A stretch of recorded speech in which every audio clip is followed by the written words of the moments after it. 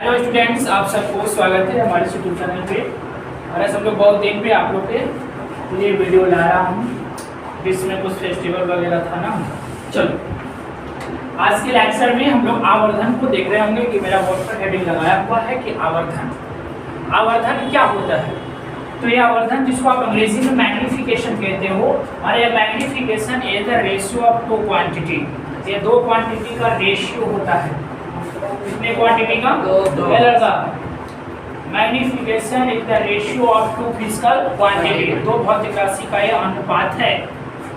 Number one में height of image, height of image बोले तो प्रतिबिंब की ऊंचाई। उसके लिए हमें वो सिंबल का इस्तेमाल करेंगे, एच डैश, राइट। और एक होगा आपका height of object, height of object, उसके लिए हम एच का इस्तेमाल करेंगे, मतलब सिंबल। कोई टीचर S1 बोलता है इसको, उसको H2 बोलता है, बोलने वाला उसको बोलने दो। इस सिंबल में कोई यहाँ पर इंटरनेशनल लेवल से ना बताया गया है कि आप H1 और H2 ही लिखो। तो height of image and height of object, ये दो फिजिकल क्वांटिटी है, दोनों का रेशियो ही मैग्निफिकेशन है। मैग्निफिकेशन को आप स्मॉल m से सूचित करते हो, और मैग्निफिकेशन का जो फार्मूला निकल के आता है S बटा S, S ऊपर में क्या है? हाइट ऑफ इमेज, और नीचे क्या है आपका? हाइट ऑफ ऑब्जेक्ट, अर्थात प्रतिबिंब की ऊंचाई और वस्तु की ऊंचाई का अनुपात क्या कहलाता है? क्लियर यहाँ तक? एक चीज आपको पता होना चाहिए, सो मैं आपको कॉन्सेप्ट दूंगा। ऐसो मैग्निफिकेशन होता है, ध्यान दीजिएगा सभी लोग। Magnification, magnification is unitless and dimensionless. यह यूनिटलेस है और डायमेंशन लेस है। इसका कोई यूनिट भी नहीं होता है और कोई डायमेंशन भी नहीं होता। याद रखिएगा, अगर कोई पूछे कि मात्रक बताना आवर्धन का, तो कोई मात्रक नहीं। इसका विमा बताना, कोई विमा नहीं, ठीक ना। एक चीज आप लोगों को मैं कॉन्सेप्ट दे रहा हूँ, उस कॉन्सेप्ट पर आप लोग विचार करें। Only concept x dash m1 m2, sorry नाम देना क्या जरूर। देख रहे हैं कौन सा मिरर है? अवतल ना, कॉनकेव मिरर है। अवतल दर्पण ही है बेटा। यहाँ पे फोकस होता है, यहाँ पे सेंटर ऑफ कर्वेचर होता है, इधर अनंत, इधर अनंत है आपका सेंटर ऑफ कर्वेचर। इसके बीच में मैं एक ऑब्जेक्ट को रख दिया, इसका नाम है ए। तो यदि आप ऑब्जेक्ट को रखे हो अनंत और सी के बीच में, तो इमेज बनेगा फोकस और सी के बीच में, राइट। इसके बीच में इमेज बनेगा। देखो मैं बना रहा हूँ, इसी पर ऊपर जाएगा, यहाँ पर इमेज बनेगा ए डैश और ये इमेज होगा, वह इमेज रियल होगा। इमेज कैसा होगा? रियल, वास्तविक देख रहे हो, रियल इमेज बनेगा और स्मॉल बनेगा, बोले तो छोटा होगा, छोटा प्रतिबिंब, बट रियल है। अगर मैं ये काम करता हूँ, ये आपका ये जो ए बी है ना, ए बी है आपका वस्तु की ऊंचाई। ये भी क्या है आपका? वस्तु की ऊंचाई है, मतलब हाइट ऑफ ऑब्जेक्ट।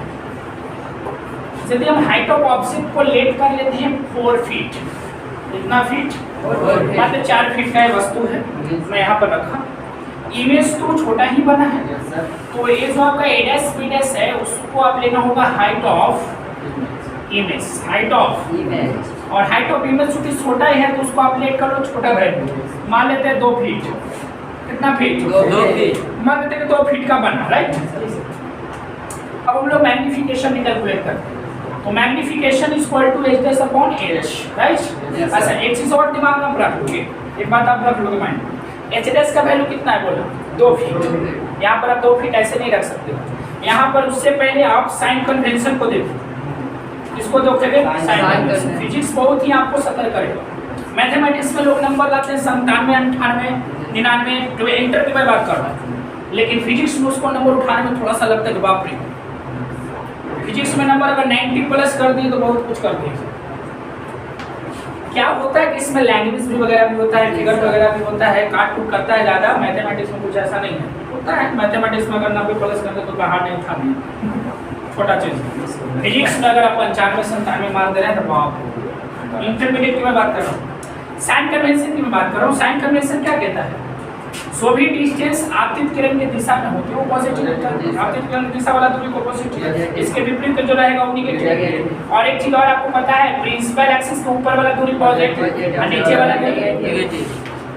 जब आप इमेज हाइट ऑफ इमेज का जो वैल्यू 2 फीट है, यहाँ पर जब रखोगे तो साइंस कन्वेंशन के साथ रखोगे, सिंपल पार्टी के साथ। यह सो आपका प्रतिबिंब की ऊंचाई, प्रतिबिंब की ऊंचाई नीचे ऊपर, नीचे है तो -2 फीट लिखना होगा बटा, और देखो हाइट ऑफ ऑब्जेक्ट, वस्तु की ऊंचाई ऊपर है ना प्रधान से, इसको लेना होगा प्लस में 4 फीट, फीट से फीट कैंसिल हो गया, इसीलिए मैं बोला कि कोई इसका यूनिट नहीं है, यूनिट कट जाता है, यूनिट बचता कहाँ है।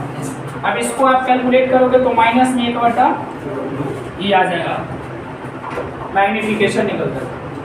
देखो मैग्निफिकेशन में कैलकुलेट किया हूँ, कोई भारी चीज़ नहीं है। फिजिक्स में कोई भी चीज़ आप करोगे, खास करके जब तक मैं मिरर पढ़ाऊँ या लेंस पढ़ाऊँ, उसमें जो भी न्यूमेरिकल भी आएगा ना, उसको साइन कन्वेंशन के साथ ही आपको वैल्यू रखना होगा। तो मैं साइन कन्वेंशन को मद्देनजर रखते हुए मैं -1/2 लाया। अब यहाँ पर आप लोग को मैं नोटिस करवा रहा हूँ, जो बात पर आप फोकस करना।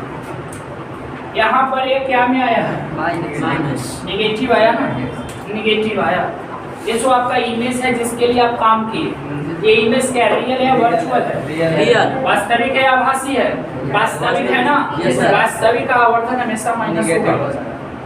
वास्तविक जब प्रतिबिंब बनेगी, जब रियल इमेज बनेगा, तो रियल इमेज का हमेशा जो मैग्निफिकेशन होगा वो नेगेटिव होगा। वो क्या होगा, नेगेटिव। मान में डाल लो, कहीं पे अगर कोई भी बंदा बोल रहा है कि बेटा m का मान अगर -2 है, इसका क्या तात्पर्य है, तो माइनस तो बता रहा है कि जो इमेज बना होगा वो रियल, माइनस क्या बता रहा है, इमेज रियल। याद रखना माइंड में, रियल, क्योंकि वास्तविक प्रतिबिंब हमेशा उल्टा होता है। उल्टा मतलब प्रधान के नीचे, तो जब नीचे होगा तो उसका साइन तो नेगेटिव हमेशा होगा, तो नेगेटिव बटा पॉजिटिव रिजल्ट नेगेटिव। तो आवर्धन ऋणात्मक है, कौन सा प्रतिबिंब को बोध कर रहा है वो, तो वास्तविक, दिमाग में आप डाल। और यहाँ पर जो 1/2 है, ये बता रहा है कि जो आपका ऑब्जेक्ट का जो हाइट है उससे आधा हाइट का बना है इमेज, आधा। लेकिन अगर कोई m बराबर -2 दे करके आपसे पूछे कि बताना व्हाट इज मीन्स, इसका क्या मतलब है, तो आपको क्या बताना होगा, कहना कि देखिए सर ये माइनस इंडिकेट कर रहा है कि रियल इमेज है, ये क्या इंडिकेट कर रहा है, रियल इमेज है। और यह जो इंडिकेट कर रहा है, ये कर रहा है कि जो हाइट ऑफ इमेज है, height of height of image is 2 times of height of object, मतलब वस्तु की जो ऊंचाई है उससे दुगना प्रतिबिंब की ऊंचाई। यहाँ पर अगर 2 आया है, प्रतिबिंब की ऊंचाई दुगना होगा, किससे, वस्तु की ऊंचाई से। अगर वस्तु की ऊंचाई 4 फीट है तो 8 फीट का बनेगा, तब ऐसा होगा। देखो अगर यही 4 फीट का रहता है, इसमें 8 फीट का रहता है, तो 8 फीट बटा 4 फीट काटते तो दुगना बनता। दिमाग में आप रख लीजिए, इस चीज में बताओ। एक चीज और देना तो पेपर देना, या क्या बात है, डर से कहो गया, कितना बढ़िया है, इसको लिखने का मन कर रहा था, तो खान देगा बेटा ऐसे दे देंगे, ध्यान देना चाहिए। ये चीज आप समझ गए, तो अगर मैग्निफिकेशन निगेटिव आया, मैग्निफिकेशन क्या आया, नेगेटिव, उस अंशों की रियल इमेज को इंडिकेट, इसको इंडिकेट किया रियल इमेज। अगर कुछ ऐसा होता, समझ लेना, ये जो टॉपिक है ना टैन से रिलेटेड, देखो अब अगला इस पर नोटिस करना, तो ये कौन सा मिरर है, कॉनकेव है ना, अब तक है, यहाँ पे फोकस है, यहाँ पे मैं यहाँ पे रख दिया ऑब्जेक्ट, इस यहाँ पे, इसका इमेज किससे बनता है, याद होगा। चलो ऐसे ले लिया, फोकस से जाएगा, और ये वो ले लिया पोल से, ऐसे इधर नहीं करता, पीछे काटते हैं, ये यहाँ पे मान लेके बनेगा, काल्पनिक बना के वास्तविक, बड़ा बना के छोटा, मान लेते हैं कि यह है 4 फीट, इमेज तो इससे बड़ा ही है, मान लेते हैं कि 6 फीट का है, 6 फीट का। अब यहाँ मैग्निफिकेशन निकालो, तो मैग्निफिकेशन एच डैश बटा एच डैश का वैल्यू कितना है, 6 फीट, प्लस में कि माइनस में, प्लस में लेना होगा, ऊपर है बटा, ये मत देखो कि पीछे है, ऊपर है ना पॉजिटिव होगा, इसका भी साइन पॉजिटिव में होगा ना, कट गया 3/2 आई मीन 1.5 निकल गया यार। तो मैग्निफिकेशन क्या है, पॉजिटिव की नेगेटिव? पॉजिटिव क्यों आया? क्योंकि इमेज देखो क्या इमेज काल्पनिक है ना, तो जो काल्पनिक इमेज होगा ना मैग्निफिकेशन, यहाँ पर एक मैं बात लिख रहा हूँ, magnification is positive for real image, for real image मतलब वास्तविक जो प्रतिबिंब है ना, वास्तविक प्रतिबिंब के लिए आवर्धन धनात्मक होता है नेगेटिव होगा रे। अच्छा magnification is positive for imaginary image या वर्चुअल इमेजिनरी इमेज। जो घर पर मेहनत करेगा वही कुछ पाएगा, टेस्ट में ऐसे करेगा कुछ नहीं होगा। और ये नहीं देखा जाता, पढ़ने वाले विद्यार्थी कोई फेस्टिवल और हॉलीडे नहीं देखता है, क्या है ना, वो आराम से धूप के पढ़ाई करता है, कोई आ गया रंग लगाने के लिए बेटा लगा दे, अपना काम में बिजी हो जाता है। लोग यार अपने चलो क्लियर है यहाँ तक। तो मैग्निफिकेशन निगेटिव होगा किसके लिए, रियल इमेज। मैग्निफिकेशन पॉजिटिव होगा किसके लिए, इमेज के लिए। आप देख रहे हो मैग्निफिकेशन कितने चीज का रेशियो है, height of image and height of object. अच्छा एक चीज और यहाँ से नोटिस करके देखो तो, इसको मैं डिलीट करता हूँ, उसको थोड़ा सा खींच लो फोटो, पॉज करो जी सर। क्वेश्चन आपको कब देता है कि जो अवतल दर्पण होता है, अवतल दर्पण मतलब कॉनकेव मिरर, कौन mirror, concave mirror, concave mirror. Concave mirror का जो मैग्निफिकेशन होगा वो क्या होगा, इसका मैग्निफिकेशन पॉजिटिव होगा कि नेगेटिव? तो इसका मैग्निफिकेशन दोनों होगा, पॉजिटिव भी होगा और नेगेटिव। क्यों? क्योंकि दोनों इमेज बनाता है। जब रियल बनाएगा तो आवर्धन नेगेटिव, और जब वर्चुअल बनाएगा आवर्धन पॉजिटिव। आवर्धन क्या हो जाएगा, पॉजिटिव। अब तक तो दोनों प्रकार के प्रतिबिंब बनाता है, वास्तविक भी और आभासी भी। तो आभासी बनाएगा तो आवर्धन क्या होगा, पॉजिटिव। काल्पनिक वास्तविक बनाएगा तो आवर्धन नेगेटिव। लेकिन अगर कॉन्वेक्स के लिए मैं बात करूं, कॉन्वेक्स बोले तो उत्तर जो दर्पण होगा, उत्तर दर्पण का मैग्निफिकेशन मतलब एक, वो क्या होगा बोलो, वो सिर्फ पॉजिटिव होगा, क्योंकि यह सिर्फ वर्चुअल बनाता है। ये सिर्फ क्या बनाता है, वर्चुअल। वर्चुअल को आप क्या बोलते हैं, आभासी ना, वर्चुअल यानी कि काल्पनिक प्रतिबिंब बनाता है, दिमाग में रखना। तो ये हो गया आपका चीज आवर्धन से रिलेटेड जो मैं बात बता रहा हूँ, ध्यान से आप लोग फोकस करें। और प्लेन मिरर का आवर्धन क्या होता है, प्लेन मिरर समतल दर्पण, समतल दर्पण, समतल दर्पण का प्रतिबिंब सॉरी आवर्धन बता, इसकी कैसा इमेज बनाता है, काल्पनिक की वास्तविक? तो आवर्धन प्लस होगा और 1 होता है, प्लस 1 कहने का मतलब इमेज जो बनाएगा ना, वो वस्तु का जितना हाइट होगा उसका 1 गुना इमेज का हाइट होगा। तो मान लेते कि वस्तु का हाइट है 4 फीट, तो 1 गुना कितना होगा, 4 फीट। मतलब प्रतिबिंब और की जो हाइट होगी और वस्तु की जो हाइट होगी दोनों बराबर होगा, दोनों क्या होगा बराबर। इसलिए यहाँ पर 1 आएगा। प्लस बता रहा है कि इमेज काल्पनिक, 1 बता रहा है कि height of image and height of object are equal, दोनों बराबर है। माइंड में हो गया। प्लेन मिरर समतल दर्पण का मैग्निफिकेशन +1 होगा, कॉन्वेक्स इसको आप उत्तल दर्पण करें उसका आवर्धन पॉजिटिव सिर्फ पॉजिटिव होगा, और कॉनकेव मिरर का आवर्धन पॉजिटिव और नेगेटिव दोनों होगा। इसको भी थोड़ा सा जी सर। ये अब ध्यान देना बेटा, मैं एक बात बता रहा हूँ, ये भी क्या है बोलना, वस्तु दूरी की प्रतिबिंब दूरी, प्रतिबिंब दूरी ना, यस सर। ये आपका है प्रतिबिंब दूरी। प्रतिबिंब दूरी मतलब इमेज डिस्टेंस, इमेज डिस्टेंस। ये क्या होता है, वस्तु दूरी होता है, इसको बोलते हैं क्या, ऑब्जेक्ट डिस्टेंस। क्या बोलते हैं, ऑब्जेक्ट डिस्टेंस, ऑब्जेक्ट डिस्टेंस। और m स्मॉल m से क्या होता है, मैग्निफिकेशन। मैग्निफिकेशन बोले तो तीनों में कभी कभी रिलेशन आपसे पूछ देगा जी सर, तीनों में क्या पूछ देगा, रिलेशन। फॉर मिरर माने मिरर के लिए, दर्पण के लिए रिलेशन पूछेगा। तो m बराबर माइनस v बटा यह रिलेशन, m बराबर माइनस v बटा। अगर यही लेंस के लिए पूछता फॉर लेंस तो आपको m बराबर पॉजिटिव में v बटा u, लेकिन दर्पण के लिए प्रूव करने का सबसे अच्छा वे है, ध्यान दीजिएगा सही विद्यार्थी। कोई भी दर्पण ले सकते हैं आप, चाहे तो उत्तर में भी कर सकते हैं। एक से इसलिए है ना, यहाँ पर पोल है M1 और क्या है M2, ये क्या है बेटा बोलो C और ये इसके बीच में आप ऑब्जेक्ट को रख दो, वस्तु को रख दिया, वस्तु का कुछ ना कुछ तो हाइट होगा ना, तो हाइट मान लेते h, इसका इमेज C और M के बीच में बनेगा। तो किरण ऐसे ले लो, यहाँ से मत लेना। जब मिरर फॉर्मूला हम प्रूव कर रहे थे तो किरण को यहाँ से लिए थे, अब हम किरण को ध्रुव से लेंगे।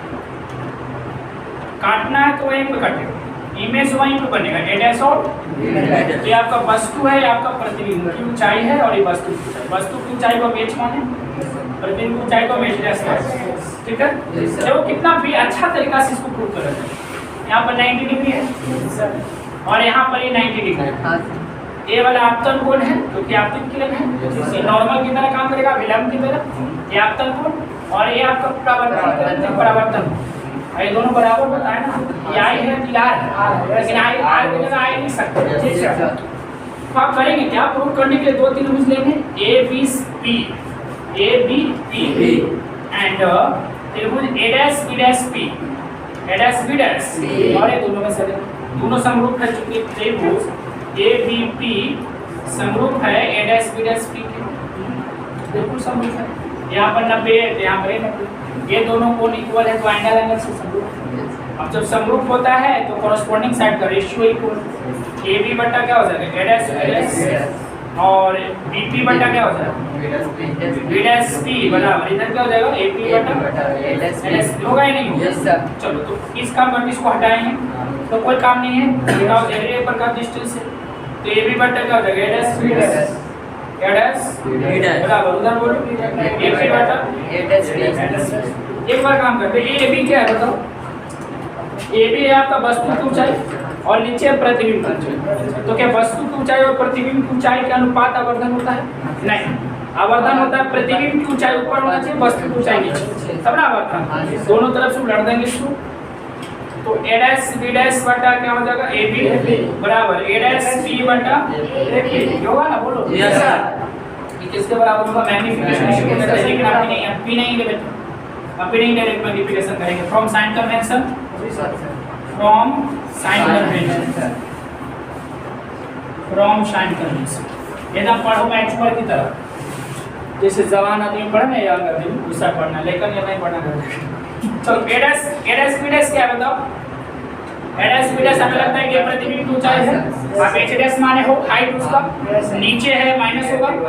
अच्छा a b क्या है बेटा बोलो, वस्तु की ऊंचाई है, तो वस्तु की ऊंचाई h माने ऊपर है पॉजिटिव है ना।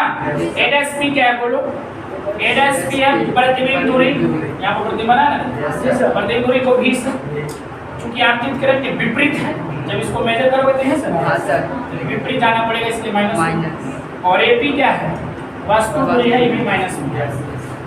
पुट करो हड़ाक से, बनाओ सड़क से, तो इसका मान हो जाएगा कितना, माइनस में h डैश, इसका मान हो जाएगा प्लस में h बराबर, इसका मान बोलो बेटा माइनस 3 और इसका मान बोलो माइनस 3, इसे खत्म हो जाएगा, माइनस उधर गया इधर प्लस हो जाएगा, गुना में तो भाग में, h डैश बटा h बराबर माइनस v बटा, इसको क्या बोलते हैं m बोलते हो, m बराबर आ जाएगा माइनस v बटा वैसे प्रूव कर सकते, कितना इजीली प्रूव। तो आपको बस चलना कुछ समझ प्रवीण बाबू, एक आधार समझ आ गया, मेहनत करके तब ना समझ। तो आपको याद रखना है m बराबर माइनस में v बटा a, ये आपका फार्मूला है। अगर ये सब फार्मूला आपको प्रूव नहीं भी करने आ रहा है तो कोई दिक्कत नहीं है, लेकिन ना करने आ रहा हो 12th क्लास के विद्यार्थी को तो शर्म की बात है। ना करने आ रहा कोई दिक्कत नहीं है, ये सब पूछता नहीं है, लेकिन ना आ रहा तो शर्म की बात है। सोचो कितनी बड़ी बात है, कितना बड़ी बात है। इसी को बोलते भीगा के मार देना, तो इसको भी खींचो। जी सर, ध्यान देना, हम लोग प्रकाश का जो परावर्तन जो सेक्टर था उसको मैं हम लोग खत्म कर, प्रकाश की प्रवर्तन खत्म कर देते हैं। हम लोग अगला चैप्टर अपवर्तन में जाएंगे, प्रकाश का एक बार पूछता है प्रकाश वर्ष के बारे में, हमेशा पूछ देता है प्रकाश वर्ष। हम 9th क्लास में बताए थे प्रकाश वर्ष, इसको आप कहते हैं लाइट ईयर। क्या कहे हुए इसको आप लाइट ईयर, शॉर्ट में 8y कहते हैं। तो प्रकाश द्वारा एक वर्ष में तय किया गया दूरी प्रकाश वर्ष, और एक लाइट ईयर बराबर होता है 9.46 × 10⁻15 मीटर, एक प्रकाश वर्ष बराबर। और प्रकाश वर्ष किसका मात्रक है? तो दूरी का, क्योंकि एक वर्ष में तय किया गया दूरी प्रकाश वर्ष। तो प्रकाश वर्ष किसका मात्रक होगा? वह डिस्टेंस का होगा, दूरी का होगा। पार्सेक भी उसी का मात्रक है, पार्सेक दूरी का ही मात्रक है। पूछता है ये सब 9th से रिलेटेड कुछ बात है। तो ये लाइट ईयर है, 8y मतलब लाइट ईयर, एक लाइट ईयर बराबर 9.46 × 10⁻15 मीटर। अगर इतना मीटर दूरी तय कर लिया तो समझो कि एक प्रकाश वर्ष, मतलब एक वर्ष में सूर्य के द्वारा, सूर्य के प्रकाश के द्वारा एक वर्ष में इतना मीटर दूरी तय किया जाता है। कोई मामूली दूरी नहीं, बहुत बड़ा दूरी है। इतना मीटर की दूरी तय करते हैं। इसको किलोमीटर में अगर कन्वर्ट करोगे तो 9.46 × 10⁻12 किलोमीटर। किलोमीटर में ले जाओगे तो 10 से डिवाइड करोगे तो 15 में से 3 को कटेगा तो 12। तो इतना किलोमीटर में आंसर है। तो आपको याद रखना है प्रकाश वर्ष मतलब लाइट ईयर, लाइट ईयर को शॉर्ट में LY कहेंगे, और एक लाइट ईयर में 9.46 × 10⁻15 मीटर डिस्टेंस का ही मात्रक है। पार्सेक जिसको आप कहते हैं, पार्सेक भी दूरी का ही मात्रक है। ये आपका चैप्टर है जिसका नाम है refraction of light, refraction of light.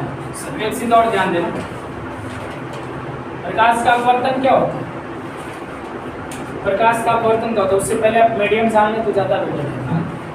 Medium जिसको आप क्या कहते हैं? माध्यम कहते हैं। कितने वैरायटी के? 2 वैरायटी। 2 प्रकार का होता है ना, होता है रेयर, मीडियम, और एक को आप कहते हो डेंसर। होगा प्रवीण, विरल माध्यम, पढ़ाई के प्रति कम का ध्यान, विरल माध्यम, सघन माध्यम। अभी ना पढ़ोगे तो रात को में ज्यादा तैयार हो। अगर अभी नहीं पढ़ोगे ना, जो इंसान अगर यहाँ पे रह के अपनी मीडियम और क्या है आपका डेंसर, रेयर और डेंसर किसको कहते हैं? अभी आप नहीं पढ़ सकते हो। इसमें जो स्पीड ऑफ लाइट इसमें ज्यादा होता है, इसमें कम होता है, लेकिन ये अभी उचित नहीं है, कंपैरिजन करके बोलना होगा। जैसे आपको पता है, एग्जांपल के लिए अगर मैं बताऊं, हवा या निर्वात, हवा या निर्वात में प्रकाश की चाल, प्रकाश की चाल मतलब speed of light in vacuum या एयर होता है 3 × 10⁸ मीटर प्रति सेकंड। कांच में कितना होता है? कांच में प्रकाश की चाल, कांच में प्रकाश की बाबू वो जगह आपका speed of light in glass is 2 × 10⁸ metre प्रति सेकंड। और वाटर जिसको आप पानी कहते हो, पानी में प्रकाश की चाल, तो कितना होता है याद है? 2.25 इतना ना, ये होता है। एक चीज आपके पास रिमेम्बर कर लो, याद कर लो बाबू, न्यू स्टूडेंट्स, याद है सब? याद है बाबू? याद नहीं तो याद करो, समझे? हवा या निर्वात में प्रकाश की चाल इतना, कांच में प्रकाश की चाल 2 × 10⁻8 और पानी में होगा 2.25 × 10⁻8। अब इनमें से मैं अगर 2 को मीडियम को ले लूँ, एक ग्लास ले लेता हूँ और एक वाटर ले लूँगा, इन दोनों में हम आपको कंपैरिजन करके पूछूं कि बताओ इनमें कौन डेंसर है, कौन रेयर है, कौन सघन है और कौन विरल है। इसमें आप सोचोगे कि किसमें प्रकाश के साथ ज्यादा है, पानी में कि कांच में? प्रकाश के साथ किसमें ज्यादा है? पानी में, पानी में नहीं ज्यादा है ना, इसमें प्रकाश के साथ ज्यादा है। तो इन दोनों के तुलना में विरल माध्यम है। एक और माध्यम है जिसमें प्रकाश के साथ ज्यादा होगा, इसमें कम है, इसमें कंप्रेशन। एक और माध्यम है। तो दिमाग में आप रख लीजिए कि कांच और पानी में सघन कौन है? कांच। और पानी कौन है? विरल। अगर वही हम कंपैरिजन कर लें, ये विरल है ना? Yes sir. लेकिन अगर हम इसको इसके साथ अगर कंपैरिजन कर दें, पानी को हम कंपैरिजन कर रहे हैं किसके साथ? बोल, हवा के साथ। तो बता प्रकाश के साथ किसमें ज्यादा है? हवा में ज्यादा है ना? जिसमें ज्यादा है वो विरल हो जाएगा। ये विरल हो जाएगा, विरल हो जाएगा आपका। और ये क्या हो जाएगा? अब ये सघन हो गया। पहले विरल था, इसके तो कंपैरिजन है ना, इसलिए क्या हो गया? सघन। तो सघन माध्यम और विरल माध्यम आप समझ रहे हैं। दो माध्यम आपके पास गिवन रहेगा, दोनों में से किसी एक को, मीडियम को आपको सघन, किसी को विरल बोलना होगा। इसको विरल बोलोगे जिसमें प्रकाश के साथ ज्यादा होगा, जिसमें कम होगा वो सघन, कम होगा विरल ज्यादा। इसी समझ रहे हैं? पॉज करना इसको थोड़ा। जी सर। आदमी के सामने ऐसी रहती बेचारे। ध्यान देना, हम शुरू करें।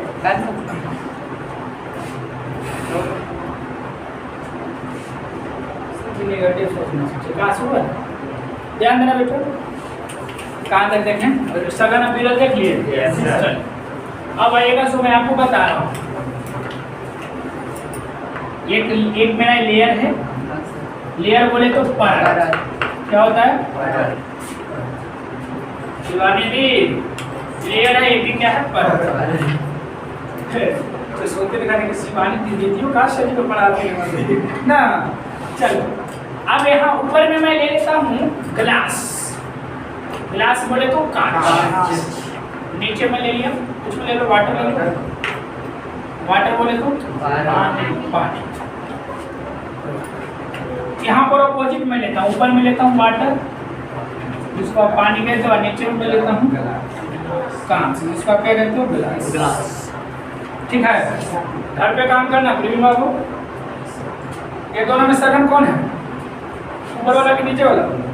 ऊपर वाला। ऊपर वाला इस सघन माध्यम है, क्योंकि ऊपर वाला में प्रकाश की चाल कम है। ये कौन माध्यम है? विरल माध्यम। और अब क्या होगा? विरल ऊपर भाग गया।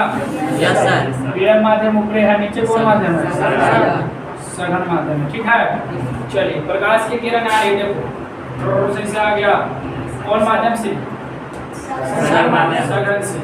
अब वैसे लेयर पर पड़ रहा है जहाँ से माध्यम चेंज हो, तो यहाँ पर आपको एक नॉर्मल डाल देना है। ऐसे डाल दोगे? जी सर। आपको एक चीज पता होना चाहिए कि न्यूटन ने बोला था कि समांगी माध्यम में प्रकाश का किरण सीधी रेखा में चलती है। समांगी मतलब क्या? एक जैसा माध्यम। अगर नीचे वाटर ना होता, नीचे भी कांच होता ना, इधर भी कांच है, इधर भी कांच होता, तो ये अपना पथ चेंज नहीं करता।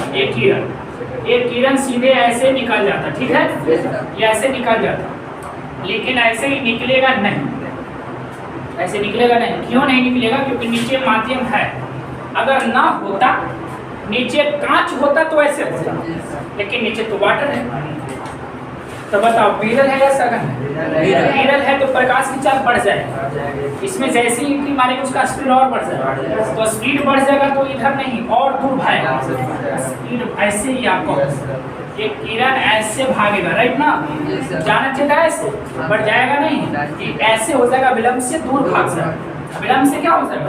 दूर भाग गया। देखो तो आने वाला किरण आपका आपतित किरण होता है, ये हो जाएगा आपका आपतित। कौन सा किरण हो जाएगा? Incident ray. और ये हो जाएगा आपका अपवर्तित। कौन सा किरण हो जाएगा? अपवर्तित किरण, रिफ्रैक्टेड रे। जानना इंसिडेंट रे का अंग्रेजी होता है, कोई विद्यार्थी पूछ रहे होंगे, तो इंसिडेंट रे एंड रिफ्रैक्टेड रे। रिफ्रैक्टेड रे और इट इज नॉर्मल।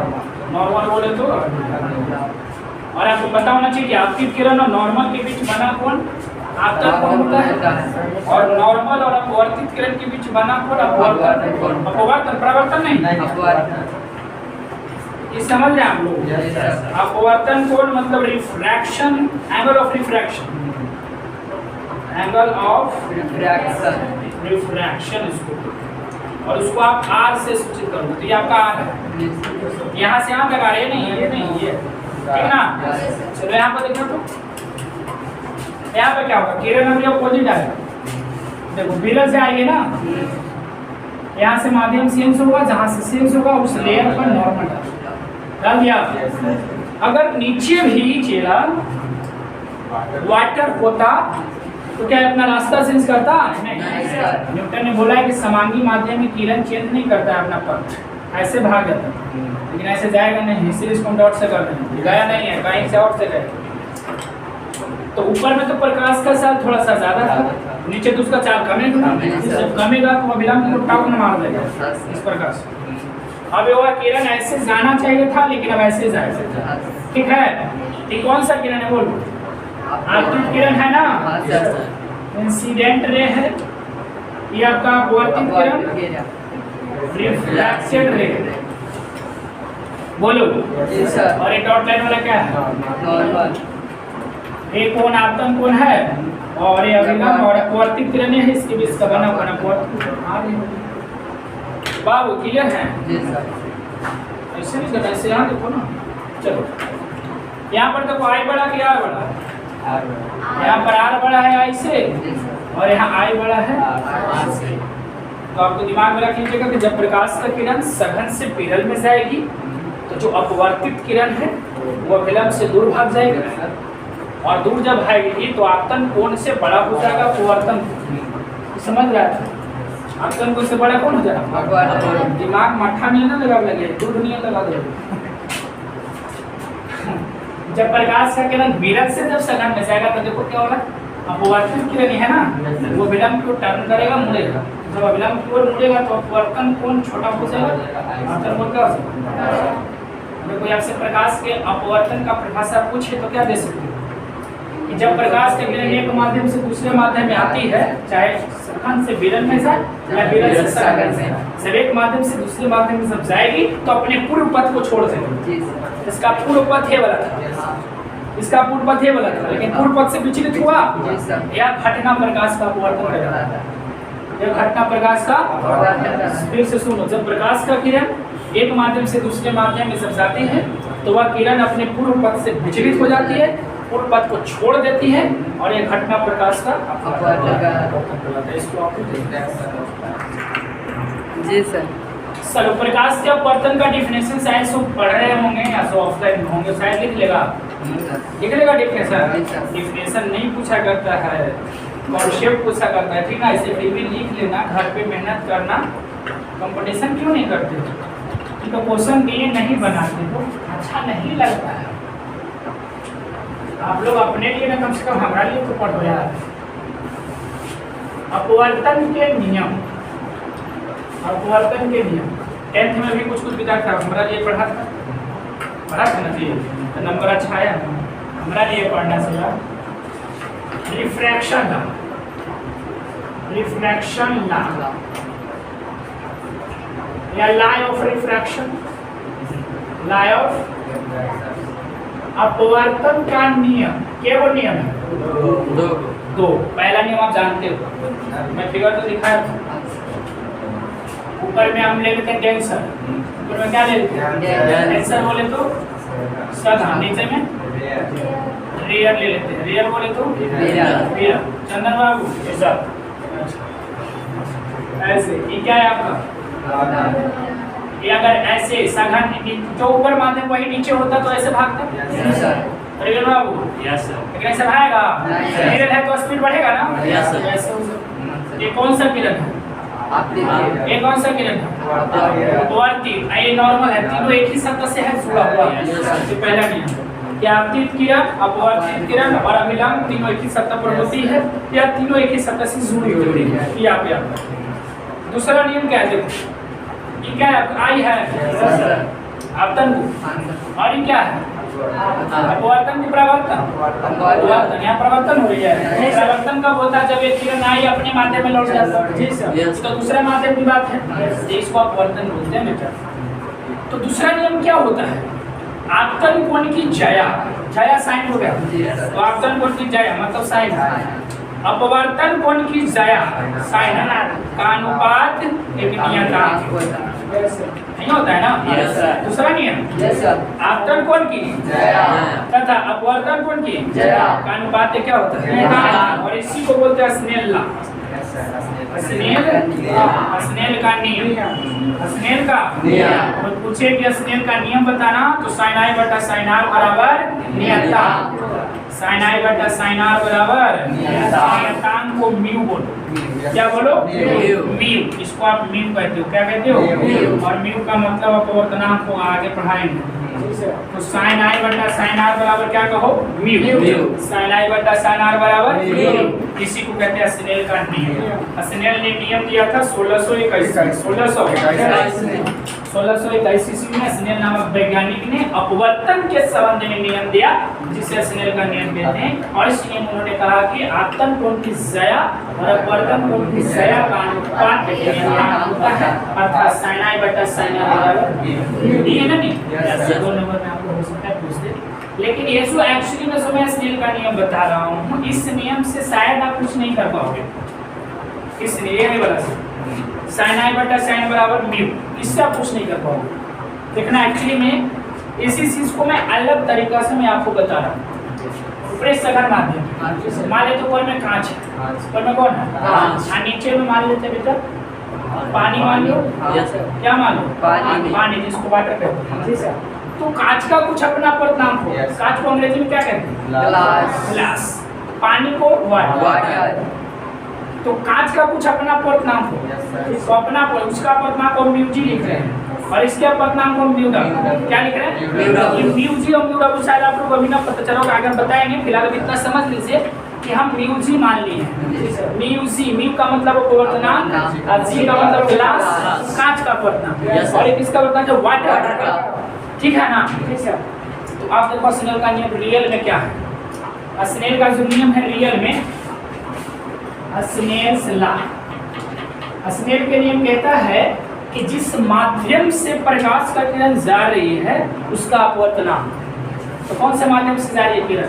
कांच से ना, तो कांच का अपवर्तनांक ले लिया, गुना में sin i, गुना में sin i बराबर जिसमें गया उसका अपवर्तनांक क्या है? प्रकाश का किरण किस में आया? कांच W में ना, उसका अपवर्तनांक म्यू W गुना sin r। यही होता है स्नेल का नियम। जिसमें से आ रहा है उसका अपवर्तनांक गुना sin है, जिसमें गया उसका अपवर्तनांक sin। हाँ, इसको लिख लो।